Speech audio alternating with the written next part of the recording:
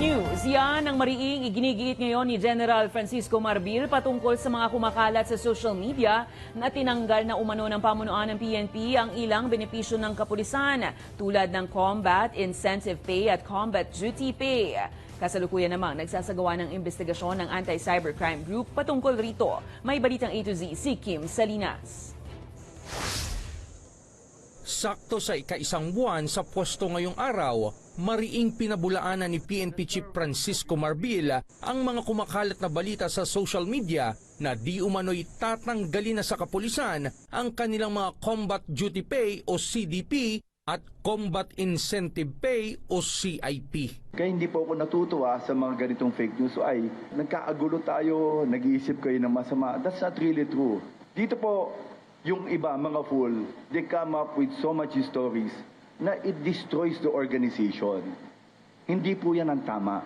Malinaw kasi ang kanyang direktiba simula nang maupo bilang ama ng pambansang pulisya ang mga benepisyo ng kapulisan. Ibinibigay kasi ang mga benepisyong ito sa mga nasa field duties katulad ng mga nagpapatrolya sa kalsada.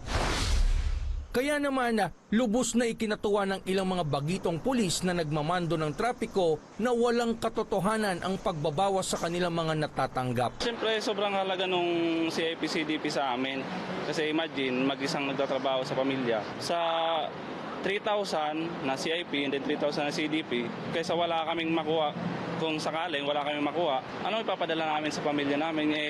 Yung sahod namin is sakto lang sa pang-araw-araw. Para sa akin na may loan na, malaking bagay na po yun, mapadala sa pamilya ko. Kasi yung sahod ko, kinukulang talaga para sa pamilya ko. Samantala, iniimbestigahan naman na ng PNP Anti-Cybercrime Group ang naging punot dulo ng fake news. Hindi po pwedeng gawin ni Chief PNP yan dahil malalagay po sa alanganin, hindi lamang po ang Chief PNP, pati na po yung PNP organization because nasa ilalim po ng batas po yan, yung entitlement po ng ating mga pulis. May na-identified na po ang ACG at nag-request na rin po sila ng preservation of data. So ang pakiusap lang ng ating Chief PNP na mag-ingat po tayo, especially doon sa ating mga kapulisan na naniwala dito. Para sa Balitang A to Z, Kim Salinas.